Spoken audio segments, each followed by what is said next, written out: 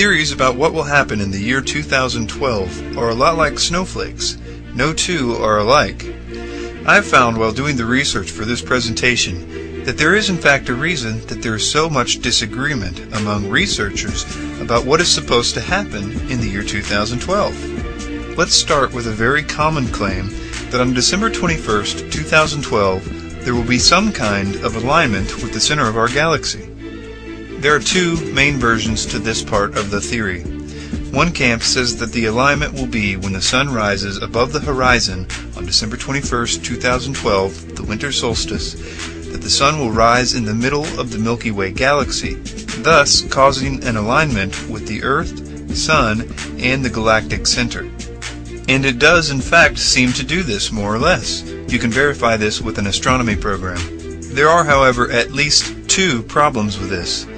This event is only significant from the Earth's point of view.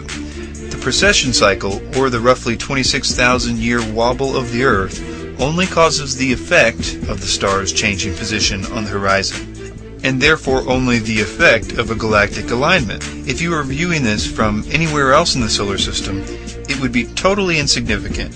This is only a visual effect, and only from the Earth's perspective. And no gravitational force or radiation can be expected from this event, because other than the tilt of the Earth, nothing will be any different than the last few thousand solstices. We will be no closer to galactic center on that day than on any other day. And in fact, we'll be further away from galactic center than we were even when the Mayans made this prediction, which we'll look into here in just a second. But if the Mayans did in fact point to this event with their calendar, which we will also look into later, it should be noted how totally harmless and insignificant the event is, other than if Earth-based people gave significance to it, either for timekeeping or for religious reasons. But to be sure, it is not going to cause a pole shift or any other cataclysm. It can't. It's only an illusion, more or less. The other problem with this is that because precession is so slow, there is almost no difference between, say, this year, 2008, on December 21st, and December 21st in 2012. The sun will also rise in galactic center this year on the solstice as well. In fact, here's a quote from John Major Jenkins, one of the major proponents of the 2012 theories, from a part of his website called Response to Counterarguments. He says, "In the interest of clarity, I will mention that it would be more accurate to say that the alignment occurs in the era of AD 2012 because precession is such a slow phenomenon. 50 years on either side of 2012 might be appropriate." The other camp of the 2012 alignment issue is probably the more significant one, because it's dealing with the solar system's actual location in relation to galactic center. The idea is that our little solar system is moving around the center of the galaxy every 225 to 250 million years or so. And while doing this, it's also moving up and down in a cycle crossing the middle of the plane every 33 million years. So, the question is, are we going to cross that galactic plane in 2012? Not even close. According to the journal Nature and others, there is evidence of crossing this plane 3 million years ago. This would mean that we are moving away from the galactic plane and won't be due to cross for another 30 million years. Not to mention that the margin of error in these calculations is at least 2.1 parsecs, or about 6.5 light years, making images like these completely meaningless. Moving on to the idea of a pole shift. Although many theorists disagree on whether this pole shift will be magnetic or a physical shifting of the crust of the Earth, the reason for this happening in or around 2012 is usually cited as one of the following reasons: planetary alignment, Planet X or Nibiru and its comet's tail, a tremendous sun flare, or an asteroid. The first one is easy enough. There is no planetary alignment on December 21st, 2012. This is what the planets will look like on that date. There is a link on the screen to an online program that you can check this out for yourself too. Let's take a look at some of the Planet X theories.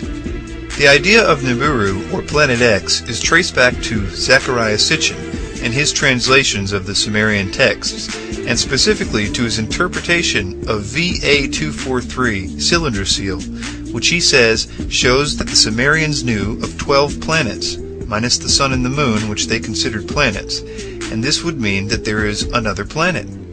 His interpretation of the seal is wrong. The Sumerians have an unambiguous symbol for the sun, a circle with 4 triangles around it, like rays, and squiggly lines between the triangles. That is emphatically not the symbol in the seal. The symbol used in the seal is that of a bright star. This symbol for stars is very commonly used, and this is the symbol that we have in the seal. So even Sitchin's basic premise is wrong. For details on this, and on what the seal actually means, see Dr. Michael Heiser's paper, The Myth of the 12th Planet, a brief analysis of cylinder seal VA243, available at his website sitchiniswrong.com. Sitchin claims that the picture shows Uranus, Neptune, and Pluto too, but the Sumerians didn't have telescopes and therefore could only have known about those planets if aliens told them about their existence. But if aliens told them about those planets, why not about the moons of Jupiter and Saturn, or Saturn's rings? The seal doesn't show any of these features, and the Sumerians thought that the moon and the sun were planets, which they aren't. Certainly aliens would know that the sun and moon are not planets. Sitchin is picking and choosing things in the picture to support his arguments, and ignoring things that don't support it, like the inscription on the seal itself, which has nothing to do with his theory. This isn't science, it's fantasy. It's also wrong. If Sitchin does know about an incoming planet, he didn't get it from his translations. Another argument against Planet X is the absence of any evidence for it. For Planet X to be here in less than a decade, it can't be farther than 1 billion or so kilometers away. Even at that distance, it would be one of the brightest objects in the sky. Remember, tiny Pluto is 5 billion kilometers out and can easily be detected using modern equipment. And Pluto is way smaller than Planet X is supposed to be. Some claim it's because it's hiding behind the sun, and that's why we don't detect it. If it was behind the sun, it would be moving at its fastest point, considering its projected orbit, and it would only be behind the sun for a very short time.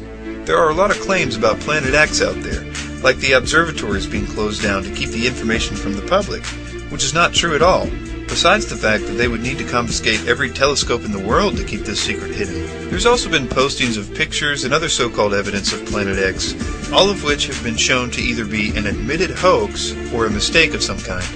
There are actual pole shifts that do occur, both magnetic pole shifts and physical pole shifts, and we are in the middle of a long process of a magnetic pole shift, the biggest effect of which is that we will have to relabel our compasses in a few hundred years. Following is an excerpt from an article from NASA. Reversals take a few thousand years to complete, and during the time, contrary to popular belief, the magnetic field does not vanish. It just gets more complicated, says Glatzmeyer. Magnetic lines of force near Earth's surface become twisted and tangled, and magnetic poles pop up in unaccustomed places.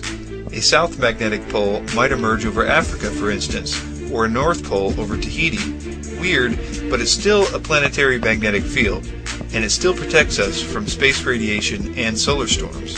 I might suggest that it's ridiculous to pinpoint a specific date, such as December 21st, 2012, for this happening, not just because it's such a slow process, but because the proposed reason, such as a galactic alignment, isn't even true, thus making it a non-issue. The other kind of pole shift is a physical pole shift. Let's first set the record straight that this would require an event of tremendous energy, and that it is not part of any cycle or natural occurrence, and no increasing of solar energy would be enough to cause this.